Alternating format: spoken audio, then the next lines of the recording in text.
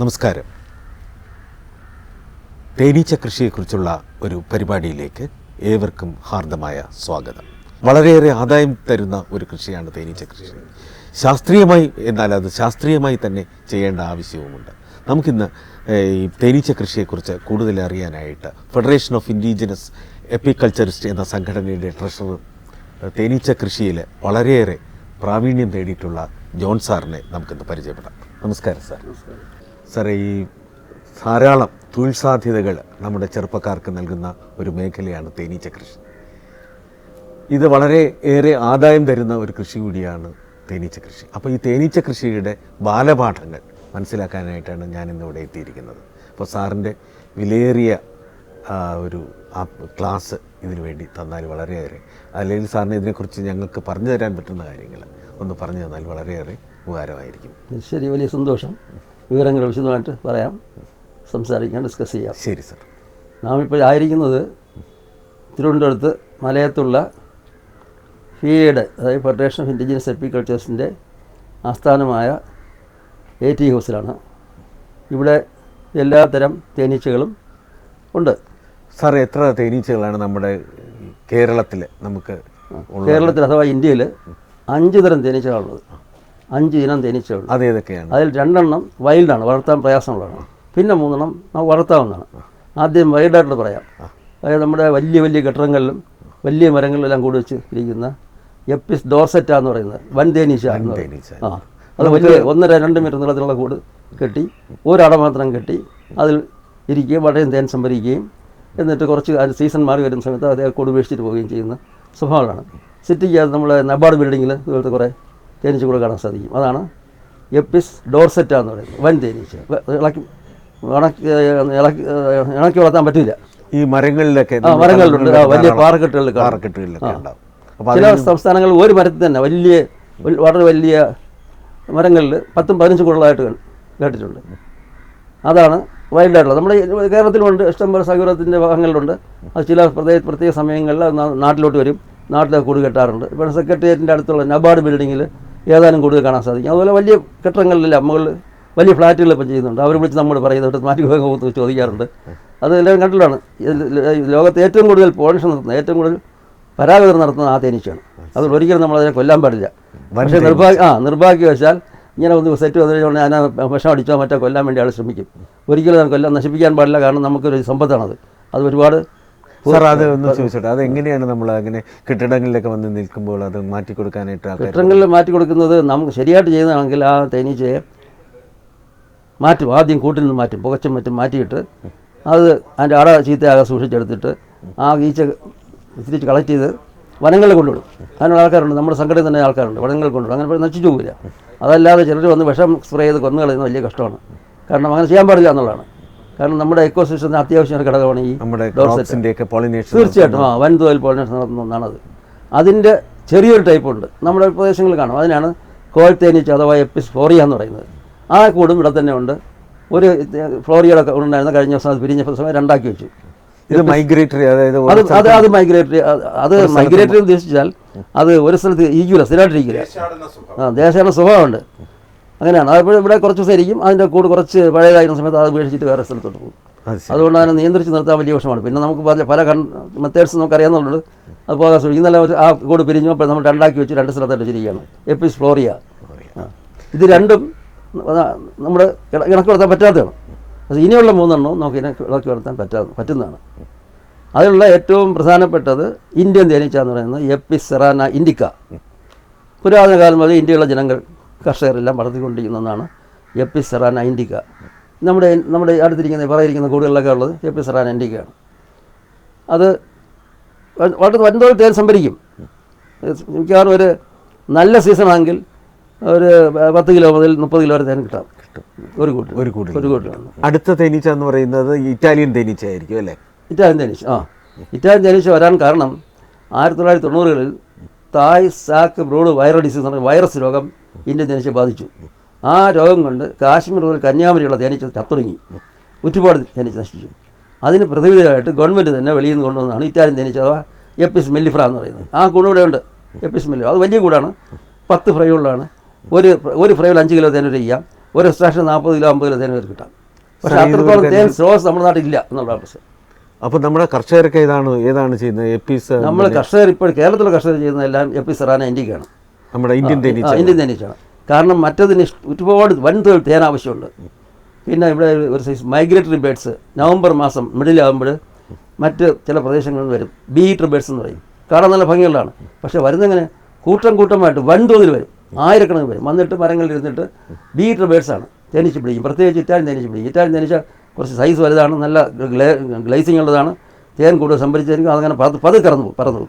പതുക്കെ പോകുന്ന സമയത്ത് അവൻ ചെന്ന് പിടിച്ച് അടിച്ച് കൊന്നു വീഴുന്നു. അങ്ങനെ ഒരു ബേഡിൻ്റെ ഇൻഡസ്ട്രിയിൽ തന്നെ 100-ലധികം ഈച്ചയായിരിക്കുന്നതായിട്ട് കണ്ടെത്തിയിട്ടുണ്ട് കാർഷികളും മറ്റും. അതുകൊണ്ട് അത് ഒരു വലിയ പ്രശ്നമാണ്. ഈ ബീറ്റർ ബേഡ്സ്. ഇറ്റാലിയൻ തേനീച്ച വളർത്താൻ പ്രയാസമുണ്ട്. പിന്നെ ഞാൻ വളർത്തുന്ന പറഞ്ഞാൽ വളരെ ഈ പ്രതിരോധങ്ങളെല്ലാം വകവയ്ക്കാതെ തന്നെ പല രീതിയിലുള്ള ടെക്നിക്ക് കൊടുത്ത് ഒരുപാട് ഫുഡും കൊടുത്ത് എല്ലാ സംവിധാനം കൊടുത്ത് എല്ലാവർക്കും മനസ്സിലാകാൻ വേണ്ടി, കാണാൻ വേണ്ടി, അറിയാൻ വേണ്ടി വളർത്തുന്നു. നമ്മുടെ ഈ കേരളത്തിൽ ഇറ്റാലിയൻ തേനീച്ച വളർത്തുന്നതായിട്ട് പ്രയാസം. പിന്നെ നമ്മുടെ ചെറുതേനീച്ച അല്ലേ? ചെറുതേനീച്ച ഡാമർ ബീസ് എന്ന് പറയും, സ്റ്റിംഗ്ലെസ് ബീ എന്ന് പറയും. കുത്താത്ത ഈച്ചയാണ്. നമ്മുടെ വീട്ടിലൊക്കെ നമ്മുടെ മിക്കവാറും എല്ലാവരും വീട്ടിലുള്ള ബേസ്മെൻറ്റിൽ കാണും. പഴയ കരിങ്കൽ കെട്ടുള്ള ബേസ്മെൻറ്റിൽ അവർ സോഫായിട്ട് കൂടെ വെച്ചിരിക്കും. പഴയ പള്ളിക്കുളങ്ങൾ, പഴയ പള്ളികൾ ഇവിടെ എല്ലാം തന്നെ ഇഷ്ടം പോലെ ഒരു ബേസ്മെൻറ്റ് തന്നെ 10-15 കൊടുക്കണം. അത് എടുക്കാൻ പ്രയാസമല്ലേ സാർ? അതെടുക്കാൻ പ്രയാസം എന്ന് പറയാൻ പറ്റില്ല. നമ്മൾ ശ്രദ്ധിച്ചെടുത്താൽ വളരെ സൂക്ഷിച്ചില്ല. കാരണം അതിലെ ക്യൂവിനെ കണ്ടുപിടിക്കാനും കൈകാര്യം ചെയ്യാനും വളരെ സൂക്ഷിച്ചില്ലെങ്കിൽ ചത്തുപോകും. അത്ര വളരെ സെൻസിറ്റീവാണ്, വളരെ ചെറുതാണ്. ചെറിയ ദ്വാരമിട്ട് ചെറിയ കൂടുകൾ ഒരു 14 നീളവും 4 വീതിയും 4 പൊക്കമുള്ള കൂടിനകത്ത് 2 പീസായിട്ടുള്ള കൂടുതൽ ഇപ്പോൾ കാർഷിക തയ്യാറാക്കിയിട്ടുണ്ട്.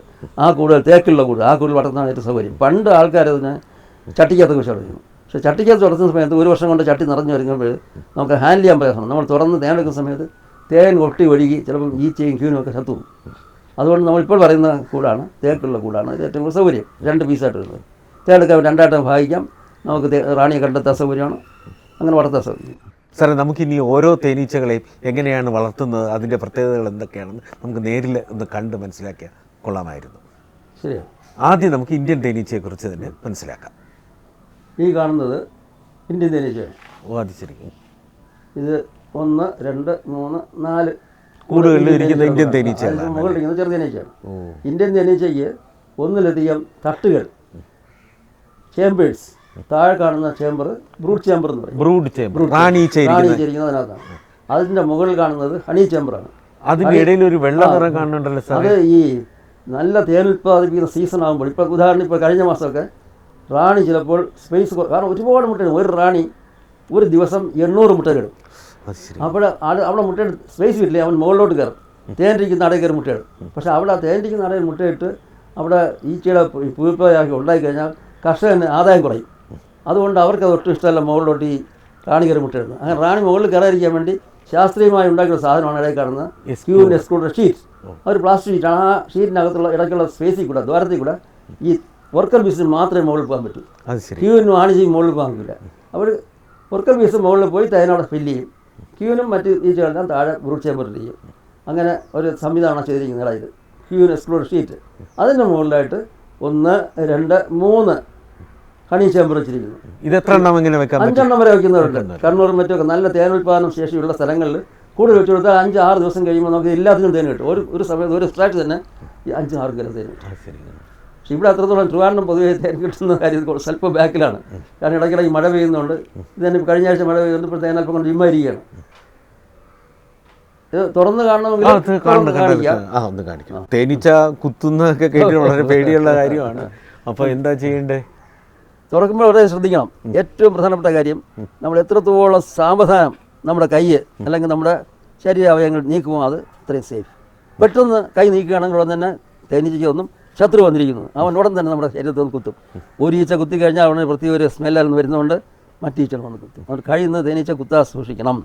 പിന്നെ കുത്താതെ സൂക്ഷിക്കാനുള്ള ഒരു സംവിധാനം സ്മോക്കറാണ്. സ്മോക്കർ ഉപയോഗിച്ച് പുക കൊടുക്കാം. ഈ പുക കുറച്ച് അടിച്ചു കഴിഞ്ഞാൽ തേനീച്ചയുടെ ആ ശൗര്യം കുറച്ച് കുറയും. അപ്പോൾ നമുക്ക് കൂടുതൽ സൗകര്യപ്രദമായിട്ട് തേനീച്ച ഹാൻഡിൽ ചെയ്യാം. അതാ ഒരിക്കലും ഫ്രണ്ട് നിൽക്കാൻ പാടില്ല. തേനീച്ച കൂടെ നോക്കുന്നയാൾ സൈഡിൽ നിൽക്കാവും. ഒരു വശത്ത് ഇപ്പോൾ ആ വശത്ത് നിൽക്കാൻ സൗകര്യം അവിടെ നിൽക്കുന്നു. എന്നിട്ട് അടപ്പെടുക്കുന്ന സമയത്ത് ആ മുൻപോട്ട് പിറകോട്ട് സ്വല്പം ടേൺ ചെയ്തെടുക്കാവും. കാരണം ചിലപ്പോൾ നിറച്ച് തേണെങ്കിൽ അതിനകത്ത് കെട്ടി ഉറപ്പിച്ചാൽ അത് ഒട്ടി മുകളിലോട്ട് വരും. അങ്ങനെ വന്ന് വിടാതിരിക്കാൻ വേണ്ടി അങ്ങനെ ചെയ്യുന്നത്. ഇതിപ്പോൾ മുകളിലത്തെ ചേമ്പറിൽ തേൻ കുറവാണ്, തേനില്ല, അതുകൊണ്ട് അതിനെ അങ്ങോട്ട് മാറ്റി വെച്ചു. ഇനി അത് രണ്ടാമത്തെ ചേമ്പർ. മൂന്നാമത്തെ ചേമ്പറിലായി തേനുള്ളത്. കാരണം കഴിഞ്ഞ ദിവസങ്ങളിൽ ഇവിടെ മഴയുണ്ടായിരുന്നു, നമ്മൾ അതിന് മുമ്പ് തേനെടുക്കുകയും ചെയ്തു. മഴ ഉള്ള സമയത്ത് തേനിൻ്റെ വരവ് കുറച്ച് കുറയും. അങ്ങനെ തേനിൻ്റെ അളവ് കുറഞ്ഞിരിക്കുകയാണ്. എന്നാലും അതിൽ തേൻ കാണും, അടുത്ത് കാണിക്കും. പോലെ തേൻ ഉണ്ടായിരുന്നു കുറച്ചെങ്കിലും. ആ ഫ്രെയിം, എടുത്ത ഫ്രെയിമിൽ 2 സൈസ് ഈച്ച കാണുന്നുണ്ട്. നല്ല കറുപ്പ് നിറമുള്ളതും കാണാം, പുറത്ത് വരെയുള്ള ഗോൾഡൻ വരെയുള്ള ഈച്ചയും കാണാം. ഇതിൽ ഈ കറുപ്പ് നിറമുള്ളതാണ് ആണീച്ച എന്ന് പറയുന്നത്, മെയിൽ. ഡ്രോൺസ് എന്ന് പറയും. ഡ്രോൺസിൻ്റെ ലൈഫ് ആലോചിച്ചാൽ അത് തേൻ കുടിക്കുക, വൈകുന്നേരം ചുറ്റിക്കടന്ന് നടക്കുക, അല്ലാതെ വേറെ ഒരു ജോലിയും ഡ്രോൺസ് ചെയ്യില്ല. പിന്നെ പുതിയ ക്യൂൻ ഉണ്ടായിക്കഴിഞ്ഞാൽ അത് ഒരാഴ്ച 2 ആഴ്ച ചെയ്താൽ പുതിയ ക്യൂനുമായിട്ട് മേറ്റ് ചെയ്യാൻ വേണ്ടി ആകാശത്തേക്ക് മേറ്റിംഗ് ഫ്ലൈറ്റിന് പോകും. വളരെ മുകളിൽ പോയി ഏറ്റവും ശക്തനായ മെയിലുമായിട്ട് മേറ്റ് ചെയ്യും. മേറ്റ് ചെയ്യുന്ന സമയത്ത് ആ മേറ്റിംഗ് ഓർഗൻസ് എല്ലാം തന്നെ ആ മെയിലിൽ നിന്നും അടർന്ന് ഫീമെയിലിൽ, അതായത് ക്യൂനിൽ പറ്റി പിടിക്കും. അങ്ങനെ പിന്നെ അത് ഒരിക്കലും മേറ്റ് ചെയ്യേണ്ട ആവശ്യമില്ല എന്നുള്ളതാണ്. മുട്ടയുടെ ആവശ്യമായ സ്പേം മറ്റുമെല്ലാം തന്നെ ആ ഓർഗൻസ് സപ്ലൈ ചെയ്തുകൊണ്ടിരിക്കും. അങ്ങനെ റാണി വെളിയിൽ പോകേണ്ട ആവശ്യമില്ല, മേറ്റ് ചെയ്യേണ്ട ആവശ്യമില്ല. പക്ഷേ മേറ്റ് ചെയ്യുന്ന സമയത്ത് അതിൻ്റെ ആണിനെ, അതായത് ഡ്രോണിനെ കൊല്ലുന്ന ഒരു സംവിധാനം പ്രകൃതി ചെയ്തിരിക്കുന്നത്. അത് ചത്തു നിറയപ്പെടും. അതാണ് സാർ. ഇതിനകത്തെ ഈ ഈച്ചയുടെ വിവിധ ദശകളിൽപ്പെട്ട പലതും കാണുന്നുണ്ട്. പുഴുപ്പ കാണുന്നുണ്ട്, ചെറിയ ഈച്ച കാണുന്നുണ്ട്. അതൊക്കെ ഒന്ന് വിശദമായിട്ടൊന്ന് പറഞ്ഞു തന്നേക്കൊള്ളായിരുന്നു. സാമജിത്ത് നമ്മൾ സഹായിക്കാൻ നിൽക്കുന്ന അദ്ദേഹം വിശദമായിട്ട് ഇതെല്ലാം കാണിച്ച് പറഞ്ഞു കൊടുക്കും. ഇതിൻ്റെ മുകൾ ഭാഗത്തായിട്ട് കാണുന്നത്, ആ സീൽ ചെയ്തിരിക്കുന്നത് തേന്, പൂമ്പൊടി അങ്ങനെയുള്ള കാര്യങ്ങളാണ് ഈ മുകൾ ഭാഗത്തായിട്ട് കാണുന്നത്. ഈ താഴ്ഭാഗത്ത് ഈ സീൽ ചെയ്തിരിക്കുന്ന ഈ അടച്ചിരിക്കുന്നതെല്ലാം ഈച്ചയുടെ സമാധിയായ അവസ്ഥയാണ്. ഈ താഴെ ഈച്ചയുടെ മുട്ടയും കുഞ്ഞും മുട്ടയും അതിൻ്റെ മുട്ട, പുഴു ഇതൊക്കെയാണ് താഴെ ഉള്ളത്. അത് സമാധിയായി ഈച്ചയായിട്ട് വിരിഞ്ഞിറങ്ങും ഈ താഴ്ഭാഗത്ത് സീൽ ചെയ്തിരിക്കുന്ന ഈ അറകളെല്ലാം. ഇതിനകത്ത് റാണി ഇടുന്ന നൂൽമുട്ടകൾ കാണാൻ കഴിയും. ചെറിയ നൂല് പോലെ, ചെറിയ വര പോലെ ഇതിനകത്ത് കാണാൻ കഴിയും. ഫ്രഷ് മുട്ട ഇപ്പോൾ ഇടുന്ന 3 ദിവസം വിരിയും. അറകളെല്ലാം ഷട്ടത ആകൃതിയിലുള്ളതാണ്. ഇതെല്ലാം അറകളെല്ലാം കൃത്യമായ ഗണിതശാസ്ത്ര തത്വം അനുസരിച്ച് ഷഡ്ഭുജ ആകൃതിയിലാണ് ഇതെല്ലാം ഈ അറകൾ നിർമ്മിച്ചിരിക്കുന്നത്. ഇതിനകത്താണ് ക്യൂന് മുട്ടയിടുന്നതും തേൻ വയ്ക്കുന്നതെല്ലാം ഈ അറകളിലാണ്.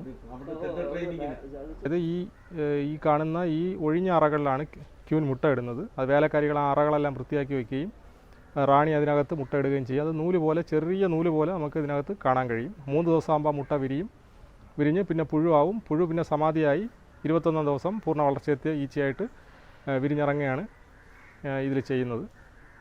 അങ്ങനെയാണ് ഇത് കാണാൻ കഴിയുന്നത്. റാണി ഒരു ദിവസം 400 മുതൽ 800 മുട്ട വരെ, നല്ല സീസൺ സമയങ്ങളിൽ, തേൻ ഉള്ള സമയങ്ങളിൽ 400 മുതൽ 800 മുട്ട വരെ ഒരു ദിവസം റാണി ഇടാറുണ്ട്. സാർ, നമുക്ക് ഈ കൂടൊക്കെ എവിടെ നിന്നാണ് വാങ്ങാനായിട്ട് സാധാരണ കിട്ടുക? ഹോർട്ടികോർപ്പിൽ നിന്നൊക്കെ കൊടുക്കുന്നു എന്നൊക്കെ കേട്ടിരുന്നു. അതുപോലെ വേറെ ഏജൻസികൾ ഏതെങ്കിലും ഇങ്ങനെ കൂടൊക്കെ നമുക്ക് കർഷകർക്ക് വാങ്ങിക്കാനായിട്ട് എവിടെ നിന്നാണ്? ഉണ്ട്, അങ്ങനെയുള്ള ഏജൻസികളുണ്ട്. പ്രധാനമായിട്ടും ഈ ഇന്ത്യൻ തേനീച്ചക്കൂട് വിപുലമായിട്ട് വളരെ കൂടുതൽ ചെയ്യുന്ന ആൾക്കാർ അരുമന എന്ന സ്ഥലത്താണ്. തമിഴ്നാടിൻ്റെ ഇങ്ങേറ്റം കന്യാകുമാരി ഡിസ്ട്രിക്റ്റിൽ അരുമന എന്ന പ്രദേശത്ത് അടുത്തടുത്തുള്ള വീടുകളിൽ എല്ലാവരും തന്നെ തേനീച്ചക്കൂട് ചെയ്യുന്നവരാണ്. തേനീച്ചക്കൂടും തേനീച്ചയ്ക്ക് ആവശ്യമുള്ള ഉപകരണങ്ങളും സ്മോക്കർ, എക്സ്ട്രാക്റ്റൊക്കെ ചെയ്യുന്നവരാണ്. അവരവിടെ പലയിനം തടികൾ കൊണ്ടുവന്നിട്ട് കൂട് ഉണ്ടാക്കി വയ്ക്കും. ഇവിടെ നമ്മുടെ ആൾക്കാർ പോയി അവിടെ നിന്ന് വാങ്ങാൻ, ഇവിടെ കൂടുതൽ വേണമെങ്കിൽ ഇവിടെ കൊണ്ട് എത്തിച്ചു തരികയും ചെയ്യും. ഈ ഇന്ത്യൻ തേനീച്ച വളർത്താൻ ഏറ്റവും പറ്റിയ കൂടെന്ന് പറയുന്നത് പുന്ന എന്നൊരു വൃക്ഷത്തിലുണ്ട്, തടിയിലുണ്ടാക്കുന്നത് പുന്നത്തടി. പക്ഷേ പുന്നത്തടി വളരെ വണ്ണം കുറഞ്ഞ ഷീറ്റാണ് ഉപയോഗിക്കുന്നതെങ്കിൽ പെട്ടെന്ന് ബെൻഡായി പോകും, വളഞ്ഞു പോകും. ചൂടടിക്കുന്ന സമയത്ത് ബെൻഡാകും. അതുകൊണ്ട് കുറച്ച് വണ്ണം കൂടിയ തിക്നെസ്, ഏകദേശം 1 ഇഞ്ചോ അല്ലെങ്കിൽ 3/4 ഇഞ്ചോ കനമുള്ള പലക ഉണ്ടാക്കുന്നെങ്കിൽ ഒരിക്കലും കേടുണ്ടാകില്ല. അത് കൂടുതൽ കാലം നമുക്ക് ഉപയോഗിക്കാൻ സാധിക്കും. പിന്നെ കൂടിനകത്ത് ടെമ്പറേച്ചർ മെയിൻറ്റെയിൻ ചെയ്യാൻ സൗകര്യമാണ്. അതുകൊണ്ട് അങ്ങനെയുള്ള കൂട് ഉപയോഗിക്കുന്നത് നല്ലത്. അപ്പോൾ ഈ കൂട് വാങ്ങിക്കുമ്പോൾ നമുക്ക് ഈ അടയൊക്കെ വേണമല്ലോ, അത് നമുക്ക് എവിടെ നിന്നാണ് കിട്ടുക? കൂട് വാങ്ങിക്കുമ്പോൾ അട കാണില്ല. കൂട് നമ്മൾ വാങ്ങിക്കൊണ്ട് വയ്ക്കുന്നു. അപ്പോൾ പലതരത്തിലും ഈച്ച സംഘടിപ്പിക്കാം. ഒന്ന്, നമ്മുടെ തന്നെ വീടുകളിൽ അടുത്ത മരങ്ങളിൽ തേനുള്ള സീസണിൽ ഈച്ച സ്വാം ചെയ്ത് അത് കൂട്ടം കൂടി വന്ന് പുതിയൊരു ക്യൂനുമായിട്ട് കിടക്കും. ആ സമയത്ത് തേനീച്ച വളർത്തുന്ന കർഷകരെ വിളിച്ച് പറഞ്ഞാൽ അവരതിനെ പിടിച്ച് കൂടിനകത്ത് വെച്ച് കൊടുക്കും. അതല്ലെങ്കിൽ നമുക്കൊരു കൂടുണ്ടെങ്കിൽ ആ കൂടിനകത്ത് 2ആക്കി വയ്ക്കാം. തേൻ സീസൺ കഴിഞ്ഞ് വരുമ്പോൾ ഒരുപാട് ഈച്ചയും അതിൻ്റെ ബ്രൂഡ് ചെയ്യുമ്പോഴുള്ള അടകളൊക്കെ ഉണ്ടെങ്കിൽ നമുക്ക് ഒരു കൂട്ടം 2ആക്കാൻ സാധിക്കും. അപ്പോൾ മെയിൻ ക്യൂവിനെ അതിൽ നിന്ന് മാറ്റി വെച്ച് കഴിഞ്ഞാൽ പുതിയ ക്യൂൻസിലുണ്ടാകും, പുതിയ റാണി ഉണ്ടാകും. ആ റാണിയെ നമുക്ക് അടുത്തൊരു പുതിയ കൂടാക്കി മാറ്റാൻ സാധിക്കും. അങ്ങനെ കൂടിനകത്ത് ഈച്ചകളെ സംഭരിക്കാൻ സാധിക്കും. ഒരു കൂടിന് ഇപ്പോൾ എനിക്ക് തോന്നുന്നത് പുന്നയുള്ള കൂടെ 700 രൂപ വരെയുണ്ട് കൂടിന് മാത്രം. ഈച്ചയ്ക്ക് ഏകദേശം അവിടെ ഉണ്ട്. അവിടെ 1000, 1200 രൂപ, 1500 രൂപയ്ക്കകത്ത് നമുക്ക് സെറ്റ് ഈച്ച സെറ്റ് കിട്ടും. ചെയ്തെടുക്കാൻ പറ്റും. സാർ, അപ്പോൾ ഇതിന് ഒരു പരിശീലനം ആവശ്യമില്ല ശരിക്കും? ഇത് കുത്താനൊക്കെ ഉള്ള ഒരു തീർച്ചയായിട്ടും പരിശീലനം, ഇന്ത്യൻ തേനീച്ച വളർത്തുന്നതിന് പരിശീലനം അത്യാവശ്യമാണ്. അല്ലെങ്കിൽ അത് കൂട് വേസ്റ്റ് പോകും. നമ്മൾ ഇത്രയും പൈസ കൊടുത്ത് കൂട് വാങ്ങിച്ചുകൊണ്ടെങ്കിൽ കുറച്ച് കഴിയുമ്പോൾ ഈച്ചങ്ങ് പോകും. അതുകൊണ്ട് നമ്മൾ അതിനെപ്പറ്റി അറിഞ്ഞിരിക്കും, ഒരുപാട് കാര്യങ്ങൾ അറിഞ്ഞിരിക്കണം. കാരണം ഈ തേനീച്ച ഒരു ജീവിയാണ്. അപ്പോൾ അതിൻ്റെ ആ ജീവിത സൗകര്യങ്ങൾ നമ്മൾ ഉണ്ടാക്കി കൊടുത്തേ പറ്റൂ. അതിനു വേണ്ടി നമ്മൾ ട്രെയിനിങ് കൊടുക്കുന്നുണ്ട്. നമ്മുടെ തേനീച്ച കർഷകരുടെ സംഘടനയായ FIA എന്ന് പറയുന്ന സംഘടന നമ്മൾ ഇരിക്കുന്ന ഈ സ്ഥലത്ത് തന്നെയാണ്. ഇവിടെ നമ്മൾ എല്ലാ മാസവും 4ാം ശനിയാഴ്ച ഫ്രീ ആയിട്ട് ഇതിനെപ്പറ്റി പഠിക്കാൻ വേണ്ടി വരുന്നവർക്ക് ട്രെയിനിങ് കൊടുക്കുന്നുണ്ട്. അവർ രാവിലെ 9 മണിക്ക് വന്നു കഴിഞ്ഞാൽ അവർക്ക് ട്രെയിനിങ് കൊടുക്കും. പ്രൊജക്ടർ ഉപയോഗിച്ച് നമ്മൾ അത് മൂവീസ് കാണിക്കും, ഈ കൂടുകൾ തുറന്ന് കാണിക്കും, എല്ലാ ഇനം കൂടും തുറന്ന് കാണിക്കും. അവരുടെ സംശയങ്ങളെല്ലാം തീർത്തു കൊടുക്കും. അങ്ങനെ ജനങ്ങളുടെ തേനീച്ച പറ്റിയുള്ള വ്യാപനം കൂടുതൽ നടക്കുന്നതിന് വേണ്ടി നമ്മൾ എല്ലാ സമയവും ശ്രമിച്ചുകൊണ്ടിരിക്കുന്നു. നമുക്ക് നബാർഡിൻ്റെ കേന്ദ്ര ഗവൺമെൻറ് KVICയുമായിട്ട് ബന്ധപ്പെട്ട് ഒരു സ്കീം കേന്ദ്ര ഗവൺമെൻറ് 3 വർഷം മുമ്പ് 2019 5 കോടി രൂപയുടെ പ്രോജക്റ്റ് നമുക്ക് തന്നു. പക്ഷേ അത് പ്രോജക്റ്റ് ചെയ്യാമെന്ന് തന്നല്ലാതെ അതിൻ്റെ എമൗണ്ടൊന്നും വന്നില്ല, സാങ്ഷനായി വന്നില്ല. അവസാനം അത് വലിയൊരു കഷ്ടമായി പോയി. നമ്മൾ 674 കർഷകരെ ചേർത്ത് വിപുലമായ സംവിധാനം ചെയ്ത് 31 സെൻറ്റ് സ്ഥലം നമ്മുടെ സ്നേഹിതന്മാരെയും കർഷകരിൽ നിന്നൊക്കെ കടം വാങ്ങിച്ചു. അതെല്ലാം അങ്ങനെ കിടക്കുകയാണ്. അത് സാങ്ഷനായി കിട്ടിയെങ്കിൽ തീർച്ചയായിട്ടും കർഷകർക്ക് പ്രയോജനം ഉണ്ടാകുമായിരുന്നു. കഴിഞ്ഞ വർഷം പറഞ്ഞത് നമ്മളെ ക്യൂവിൽ 3ാമത് നിൽക്കുകയാണെന്നാണ് പറഞ്ഞത്. ഈ ഇതിനകത്ത് നിന്നുള്ള ഈൽഡ് അത് ഇതിന് മുമ്പ് ചേർക്കേണ്ടതാണ്. ഇതിനകത്ത് ഒരു ഈ കൂടിൽ നിന്നൊക്കെ എത്ര? നമ്മുടെ ഇന്ത്യൻ തേനീച്ചയുടെ ഒരു കൂട്ടിൽ നിന്നും ഒരു പ്രാവശ്യം ആവറേജ് 1 കിലോ തേൻ കിട്ടുമെന്നുള്ളതാണ്. അതേസമയം 3 കിലോ 5 കിലോ തേൻ കിട്ടാൻ കാരണം 5 സൂപ്പർ വെച്ചിട്ടുണ്ടെങ്കിൽ 5 കിലോ തേൻ കിട്ടും സീസണിൽ. അത് നമുക്ക് എല്ലാ സീസണിലും എല്ലാ കാര്യവും ഒത്തു വന്നാൽ മാത്രമേ പറ്റൂ. അതുകൊണ്ട് പൊതുവെ നോക്കിയാൽ ഒരു 6 പ്രാവശ്യം വരെ സീസണിൽ തേൻ എടുക്കാൻ സാധിക്കും. ഓരോ പ്രാവശ്യം ഓരോ കിലോ തേൻ, 2 കിലോ തേൻ, 3 കിലോ തേൻ, ശരാശരി 20 കിലോ തേൻ വരെ കിട്ടാം. അതേസമയം കാസർഗോട്ടും മറ്റും മഴ കുറഞ്ഞ സ്ഥലങ്ങളിൽ 30-40 കിലോ തേൻ കിട്ടുന്ന അറിയാം. ഇതിൻ്റെ വില എങ്ങനെയാണ് ഇപ്പം മാർക്കറ്റിൽ? മാർക്കറ്റിൽ തേനിന് ഒന്നും വില ഇപ്പോൾ സ്റ്റഡിയായിട്ട് നിൽക്കുന്നത്. അതിന് കർഷകരുടെ കാര്യം ചിന്തിക്കാൻ വലിയ കഷ്ടമാണ്. കാരണം കർഷകർ ഇത്രയും പ്രയാസപ്പെട്ട് തേനീച്ച വളർത്തി തേനെടുത്ത് നല്ല ശുദ്ധമായ തേൻ, അത് ശുദ്ധമായ തേനാണ് ഇമ്പോർട്ടൻറ്റ്. കമ്പനിക്കാരുടെ തേനിൽ പലതും മായം ചേർത്തിട്ടുള്ളതുണ്ട്. ഈ ശുദ്ധമായ തേനെടുത്ത് വെച്ച് കഴിഞ്ഞാൽ കർഷകന് വളരെ തുച്ഛമായ വില കിട്ടുന്നുള്ളൂ. ഇന്ന് ഈ കഴിഞ്ഞ വർഷം വളരെ സങ്കടത്തോടെ പറയേണ്ട ഒരു കാര്യം, വെറും 100 രൂപയ്ക്ക് കർഷകർ തേൻ കൊടുക്കേണ്ടി വന്നു. പുതിയ ഫ്രഷ് പച്ചത്തേന്. എങ്ങനെ പറഞ്ഞാലും കർഷകരുടെ പ്രയാസവും ബുദ്ധിമുട്ടെല്ലാം ആലോചിക്കുമ്പോൾ, ചിലവ് ആലോചിക്കുമ്പോൾ ശരാശരി 200 രൂപയെങ്കിലും കർഷകന് 1 കിലോയ്ക്ക് കിട്ടിയില്ലേ കഷ്ടമാണ്. അതിനുള്ള സംവിധാനം ഇതുമായിട്ട് ബന്ധപ്പെട്ട എല്ലാവരും ഗവൺമെൻറ് ഉൾപ്പെടെ മുൻകൈ എടുത്ത് ചെയ്തേ പറ്റൂ. അല്ലെങ്കിൽ കർഷകർ വിഷമിച്ച് ഇന്ന് ഈ രീതിയിൽ പോകണമെങ്കിൽ 3-4 വർഷത്തിനകം കർഷകർ ഈ പണി മതിയാക്കും. കാരണം അവർ ചിലവാക്കുന്ന പൈസയുടെയോ അല്ലെങ്കിൽ അധ്വാനത്തിൻ്റെയോ വില അവർക്ക് കിട്ടുന്നില്ല. തേൻ ഈ വർഷം തേൻ സീസൺ വളരെ മോശമായിരുന്നു. കാരണം രണ്ടാമത്തെ സ്റ്റേഷൻ വന്ന സമയത്ത് മഴ പെയ്തു, തേനില്ല. സാറേ, ഈ കാണുന്നതാണ് ഇറ്റാലിയൻ തേനീച്ചയുടെ കൂടുകൾ അല്ലേ? വലിയ വ്യത്യാസമുണ്ടല്ലോ മറ്റതുമായിട്ട്. വളരെ വലിയ കൂടാണ്. 10 ഫ്രെയിമുണ്ട്. ഇൻ്റർനാഷണലായിട്ട് ലോകം മുഴുവൻ ഉപയോഗിക്കുന്ന ഒരേ മെഷീനുള്ള കൂടാണ്. ഇത് എവിടുന്നാണ് കിട്ടിയത്? ഇത് ആമസോണിൽ നിന്ന് വരുത്തിയാണ്. 5000 രൂപയ്ക്ക് അടുത്താകും കൂട് മാത്രം. പിന്നെ നമ്മൾ ഈച്ച വയ്ക്കണം. അത് ശരി. അപ്പോൾ ഈ ഇതിൻ്റെ പ്രത്യേകത എന്താണ് സാറേ? ഈ ഇന്ത്യൻ തേനീച്ചയും ഈ ഇറ്റാലിയൻ തേനീച്ചയും തമ്മിലുള്ള? ഇന്ത്യൻ തേനീച്ചയുടെ കൂട്ടിൽ നിന്ന് കിട്ടുന്നതിൻ്റെ 10 മടങ്ങ്, ശരിക്കും പറഞ്ഞാൽ 10 മടങ്ങ് തേൻ ഇതിൽ കിട്ടും. തേൻ പ്രകൃതിയിലുണ്ടെങ്കിൽ ഒരു കണ്ടീഷനുകളുണ്ട്. പക്ഷെ നമുക്കിവിടെ പ്രകൃതി തേൻ പൊതുവെ കുറവാണ്. അതുകൊണ്ട് ഇറ്റാലിയൻ തേനീച്ച വളർത്തി കൊണ്ടുവരുന്ന കുറച്ച് പ്രയാസങ്ങളുണ്ട്. നല്ലവണ്ണം ഇഷ്ടംപോലെ തേൻ കിട്ടുന്ന പ്രദേശത്താണെങ്കിൽ നല്ലവണ്ണം ഇറ്റാലിയൻ വളരുകയും കൂടുതൽ തേൻ കിട്ടുകയും ചെയ്യും. ഇവിടെ ഒരു ബീ ട്രിബേഴ്സിൻ്റെ ശല്യമുണ്ട്. ഇപ്പം അത് കഴിയും. കാരണം നവംബർ മിഡിൽ മുതൽ മാർച്ച് മിഡിൽ വരെയാണ് ബീ ട്രിബേഴ്സ് ശല്യം ഉണ്ടാക്കുന്നത്. പക്ഷേ അത്ഭുതം എന്ന് പറയുന്നത് ഈ ഏപ്രിൽ മാർച്ചിലൊക്കെയാണ് തേൻ്റെ ഏറ്റവും നല്ല സീസൺ. ഫെബ്രുവരി മാർച്ച് ആ സമയത്ത് ബീ ട്രിബേഴ്സ് പിടിച്ച് കളഞ്ഞിച്ച് സ്ട്രെങ്ത് കുറവായിരിക്കും. ഇപ്പോൾ കുറച്ച് സ്ട്രെങ്ത് കുറയും. തുറന്ന് കാണിക്കുമ്പോൾ മനസ്സിലാക്കാൻ സാധിക്കും. എന്നാൽ പിന്നെ സാറേ നമുക്ക് അതൊന്ന് തുറന്ന് കാണിച്ചോളൂ ഭംഗിയായിട്ട്. വാട്ടർ സോഴ്സിൽ പതുക്കെ. ഇത് ഇന്ത്യൻ തേനീച്ചയുടെ പ്രത്യേകത അതിട്ട് ഇത് പ്രപ്പോളിസ് എന്ന് പറഞ്ഞൊരു സാധനം കൊണ്ട് കൂടിൻ്റെ എല്ലാ വശങ്ങളും ചെറുതേനീച്ച പോലെ ഒട്ടിച്ച് വെക്കാൻ മെഴുക് വെച്ച് ഒട്ടിച്ച് വെക്കാറുണ്ട്. അപ്പോൾ അതുകൊണ്ട് നമ്മൾ ഉളി കൊണ്ടാണ് അത് തുറക്കേണ്ടത്. സാധാരണ ഇന്ന് വ്യത്യസ്തമായിട്ട് നമ്മൾ തന്നെ ഒട്ടിച്ച് വെക്കുന്നതാണ് അല്ല, ഇത് ഈച്ച തന്നെ ഒട്ടിക്കുന്നതാണ്. അപ്പോൾ നമ്മൾ തുറക്കുമ്പോൾ ഈ സൈഡുകളിൽ കറുത്ത കാണാൻ കഴിയും. ഒരു കളറിലൊരു വ്യത്യാസം ഉണ്ടല്ലോ ഈച്ചയിൽ അല്ലേ? ഷുഗർ സൊല്യൂഷൻ ആണല്ലോ ഇതിൻ്റെ ഒഴിച്ചിരിക്കുന്നത് പറഞ്ഞു. പക്ഷേ കുറച്ച് കരിയിലകളൊക്കെ കാണുന്നുണ്ടല്ലോ. ഈ കരിയില ഇടുന്നത് ഈച്ച ഇത് ഫീഡിങ് കുടിക്കാൻ ഇറങ്ങുമ്പോൾ മുങ്ങി ചത്തു പോകാതിരിക്കാൻ വേണ്ടിയിട്ടാണ് ഈ ഇതിടുന്നത്. കരിയിലയും ഇതിടുന്നത്. അപ്പോൾ ഇത് പൊങ്ങിക്കിടക്കും, ഈച്ചയ്ക്ക് കുടിക്കാൻ കഴിയും. അപ്പോൾ ഇത് സ്ഥിരമായിട്ട് വെച്ച് കൊടുക്കണം അല്ലേ? സ്ഥിരമായിട്ട് കൊടുക്കണം. ഇത് ആഹാരം ഇല്ലാത്ത സമയത്ത്, പ്രകൃതിയിൽ തേൻ ഇല്ലാത്ത സമയത്ത് നമ്മൾ ആർട്ടിഫിഷ്യലായിട്ട് കൊടുക്കണം. പഞ്ചസാര കഴിഞ്ഞാണ് സാറിന് കൊടുക്കുന്നത്. നമ്മൾ തുറക്കുമ്പോൾ ആദ്യം ഇത് കുത്താതിരിക്കാൻ വേണ്ടി ഒന്ന് ചെറുതായിട്ട് സ്മോക്ക് ചെയ്യണം. അത് കൂട് ക്ലീൻ ചെയ്യുന്ന വൃത്തിയാക്കുകയും ഉള്ളതെല്ലാം ക്ലീൻ ചെയ്യുന്ന ജോലികളാണ് അവർ ചെയ്യുന്നത്. വേലക്കാരി ഈച്ചകളാണ്.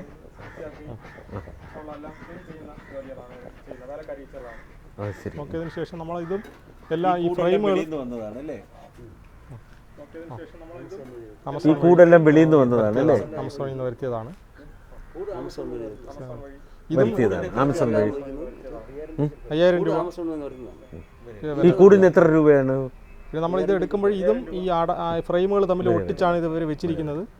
ഇവർ ഇത് ഉപയോഗിച്ച് പ്രൊപ്പോളിസ് ഇവർ മെഴുക് ഉപയോഗിച്ച് ഇവർ ഒട്ടിച്ച് ആണ് വെച്ചിരിക്കുന്നത്. ഇതും ഉളി കൊണ്ട് വളരെ സാവകാശത്തിൽ നമ്മൾ അവർക്ക് ശല്യം ഉണ്ടാകാത്ത വിധത്തിൽ ഉളി കൊണ്ട് വളരെ പതുക്കെ സാവകാശം അകറ്റിയിട്ടാണ് കൂട് തുറക്കേണ്ടത്. ഇത് ഇന്ത്യൻ കൂടിൽ നിന്ന് പ്രത്യേകത, ഇന്ത്യയിൽ 6 ഫ്രെയിമാണ് ഈ ബ്രൂഡിൽ വരുന്നത്. ഇതിൽ 10 ഫ്രെയിം വരെ വരും. വലിപ്പം വളരെ കൂടുതലാണ്. ഇത് ഇന്ത്യൻ ബിയെ അപേക്ഷിച്ച് വളരെ വലിപ്പം കൂടുതലാണിത്. പിന്നെ നമുക്കിത് ഇതിൻ്റെ ബേസായിട്ട് നമ്മൾ ഇതിനെ മെഴുക് നമുക്ക് ഇട്ട് കൊടുക്കാം. ഫൗണ്ടേഷൻ ബേസ് നമുക്ക് ഇതിൽ ഇട്ട് കൊടുക്കേണ്ടതുണ്ട്. CF ഷീറ്റ് നമുക്ക് ഇട്ട് കൊടുക്കണം. അത് ഈ കമ്പി വെച്ച് നമ്മളിങ്ങനെ ഇതിങ്ങനെ ചെയ്ത് കൊടുക്കണം, കെട്ടി അതിലിട്ട് കൊടുക്കുമ്പോൾ ഇവർ ഇതിൽ കെട്ടിക്കോളും. ഈ കോമ്പിൽ ചിലത് സീൽ ചെയ്തിരിക്കുന്നുണ്ട്, ചിലത് സീൽ ചെയ്തിട്ടില്ല. എന്താണ് തമ്മിലുള്ള വ്യത്യാസം? സീൽ ചെയ്തിരിക്കുന്നത് തേനാണ്. തേൻ ഇവർ വെച്ചിട്ട് ഫുള്ള് സീൽ ചെയ്തിരിക്കുകയാണ്. വേലക്കാരി ഈച്ചകൾ അതിനുള്ള വർക്കിലാണ് അവർ തേൻ വെച്ചിട്ട് സീൽ ചെയ്യുന്നതാണ്. മറ്റതിനകത്ത് ഫില്ല് ചെയ്തുകൊണ്ടിരിക്കുന്നതാണ്. മറ്റതെല്ലാം ഫില്ല് ചെയ്തുകൊണ്ടിരിക്കുന്നതാണ്. പിന്നെ ഈച്ചകൾ വലിപ്പത്തിൽ ഇന്ത്യനെ അപേക്ഷിച്ച് വലിപ്പം കൂടുതലാണ് ഈച്ചകൾ. പിന്നെ ഇത് ഈ നമ്മുടെ ഈ ഫ്രെയിം വലിപ്പം കൂടുതലാണ്. ഇന്ത്യനെ അപേക്ഷിച്ചിട്ട് വളരെ വലിപ്പം കൂടിയ ഫ്രെയിമുകളാണിത്.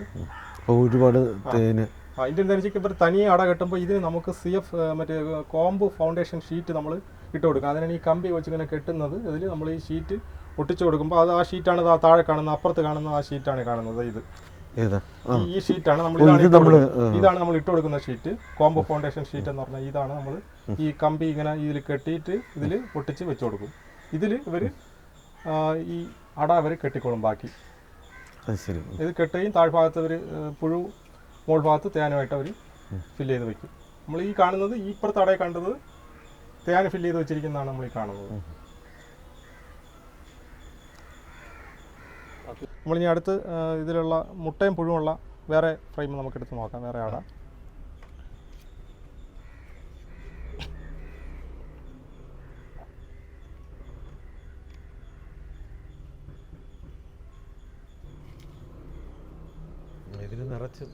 ഇത് കുറച്ചുകൂടി തേൻ ഇതിൽ കുറച്ച് കൂടുതൽ ഫുള്ളായിട്ടുണ്ട്. ഇത് തേനാണ്. ഇതിൽ കാണുന്നത് തേനുണ്ട്. പിന്നെ ഈ താഴ്ഭാഗത്ത് കാണുന്ന ഇതിൻ്റെ മുട്ടയും സീൽ ചെയ്ത വേലക്കാരികളുടെ ഈച്ചയുടെ സീൽ ചെയ്ത അറകളാണ് ഈ താഴ്ഭാഗത്ത് നമ്മൾ കാണുന്നത്. കൂടുതലും തേനാണ് ഇരിക്കുന്നത് ഈ ഭാഗത്തുള്ളത്. ഈ താഴ്ഭാഗത്താണ് ഏകദേശം ഈ സീൽ ചെയ്തതെല്ലാം അതിൻ്റെ മുട്ടയും ഈച്ച വിരിയാനുള്ള അറകളാണ്, വേലക്കാരികളുടെ അറകളാണ്. സാറേ, നമുക്കിനി ചെറുതേനീച്ചകളെ കുറച്ചുകൂടി ഒന്ന് പറയാമല്ലേ? പറയാം. നമ്മുടെ വീടുകളിലൊക്കെ സാധാരണ വയ്ക്കാനായിട്ട് പറ്റിയ സാധനം ഇതാണെന്ന് തോന്നുന്നു. അപ്പോൾ ഇത് ചെയ്യാനായിട്ട്, അല്ലെങ്കിൽ ഒരു ചെറുതേനീച്ച കൂട് എനിക്ക് വീട്ടിൽ സെറ്റ് ചെയ്യണം, എന്താണ് ചെയ്യേണ്ടതെന്ന് സാറൊന്ന് പറയാമോ?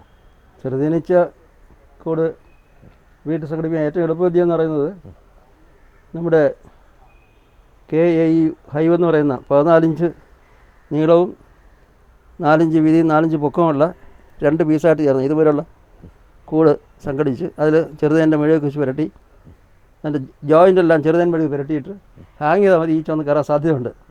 അതല്ല പെട്ടെന്ന് ഉടനെ വളർത്തുന്നുണ്ടെങ്കിൽ ഒരു നല്ല ചെറുതേനീച്ച കൂട് നല്ലൊരു കർഷകൻ്റെ വാങ്ങിച്ച് കൊണ്ടുപോയി വീട്ടിൽ വെയിലടിക്കാത്ത സ്ഥലത്ത് ഹാങ് ചെയ്താണ് ഏറ്റവും സൗകര്യം. അങ്ങനെ ചെയ്താണ് നല്ലത്. നല്ല തേനീച്ചക്കൂട് നമ്മുടെ സൊസൈറ്റിയിലുണ്ട്. എല്ലാ ടൈപ്പ് ഈച്ചയുണ്ട് സൊസൈറ്റിയിൽ. സാർ, ഇതിനകത്ത് ഇപ്പം മിക്കവാറും ഒരു എത്ര കിലോ തേൻ ഈ കൂട്? മാക്സിമം 1/2 കിലോ തേൻ ഇതിനകത്തിരിക്കാം. പക്ഷേ ചെറുതേൻ ഈച്ച കൈകാര്യം ചെയ്യുന്ന സമയത്ത് ഏറ്റവും ശ്രദ്ധിക്കേണ്ടത്, നമ്മൾ കൂട് തുറന്നു കഴിഞ്ഞാൽ അവിടെ തന്നെ അതിനകത്ത് ഒരുപാട് വാച്ച് ബീസ്, അതായത് സംരക്ഷിക്കാനുള്ള ബീസ് പറന്ന് വന്ന് നമ്മുടെ കണ്ണിലും ചെവിയിലും മൂക്കിനകത്തുമൊക്കെ വന്ന് കറന്നു, ചെവിക്കകത്ത് വന്ന് കറന്നു തുടങ്ങും. അത് നമുക്ക് ഭയങ്കര ഇറിറ്റേഷൻ തോന്നും. നമ്മൾ ആ ഇറിറ്റേഷൻ മാറാൻ വേണ്ടി അതിനെ കൈ കൊണ്ട് പിടിക്കുന്ന സമയത്ത് അത് ചത്തു പോകും.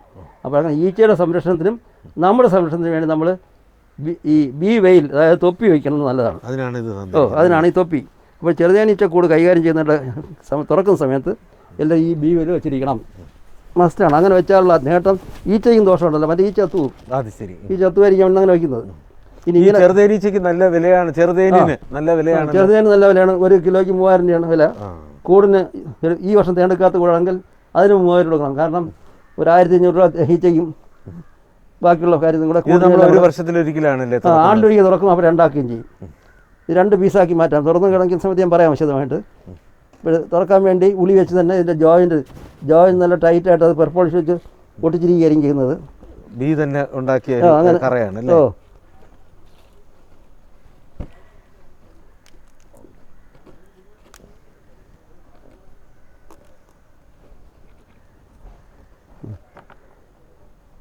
പതുക്കെ തുറക്കാം. തുറക്കാൻ പോകുന്നു. ഇപ്പുറത്ത് അങ്ങോട്ട് തുറന്നു തരും. ഇതോ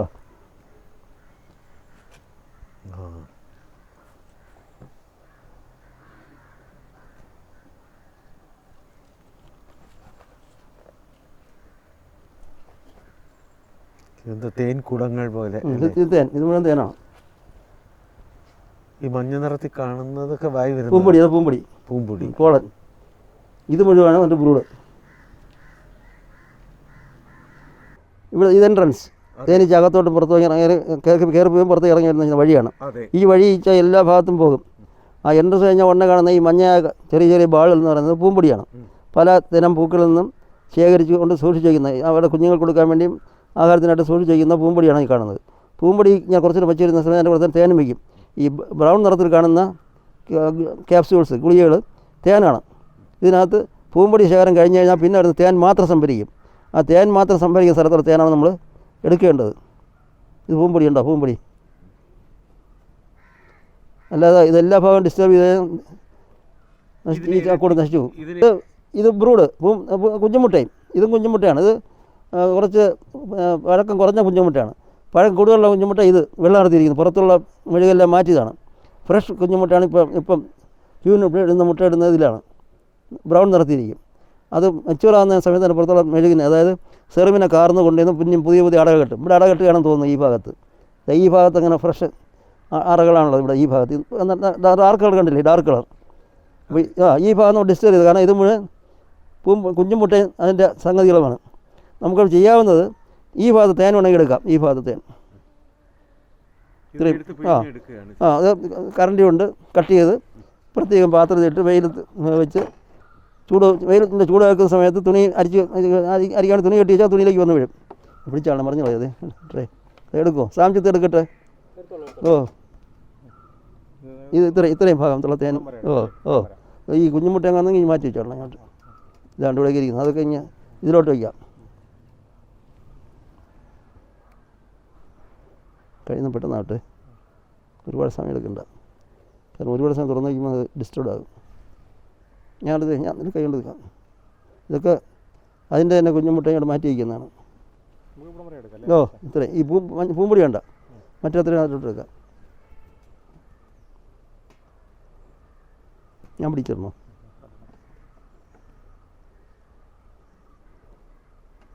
ഈ വശം കംപ്ലീറ്റ് പോട്ട് ചേർത്ത് അങ്ങനെ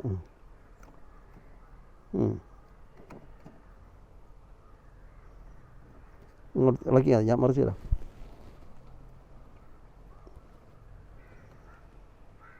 കമഴ്ത്തുന്നോ? അല്ല, റാണി ഇരിക്കാൻ നോക്കിക്കണം. ചിലപ്പോൾ അപൂർവമായിട്ട് റാണി ചിലപ്പോൾ കാണും.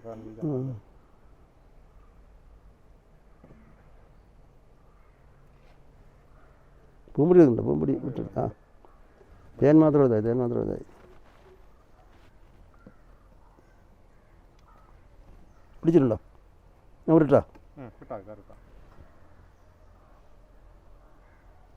ഇവിടെയും കുറച്ച് തേനുണ്ട്.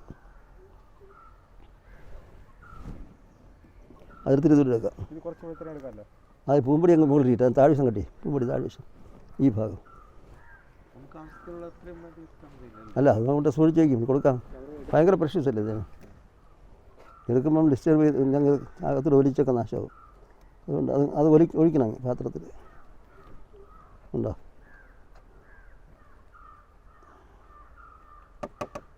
ഇതെടുത്ത് കഴിഞ്ഞു. ഇനി ഇത് അടയ്ക്കാൻ പോവുകയാണ്.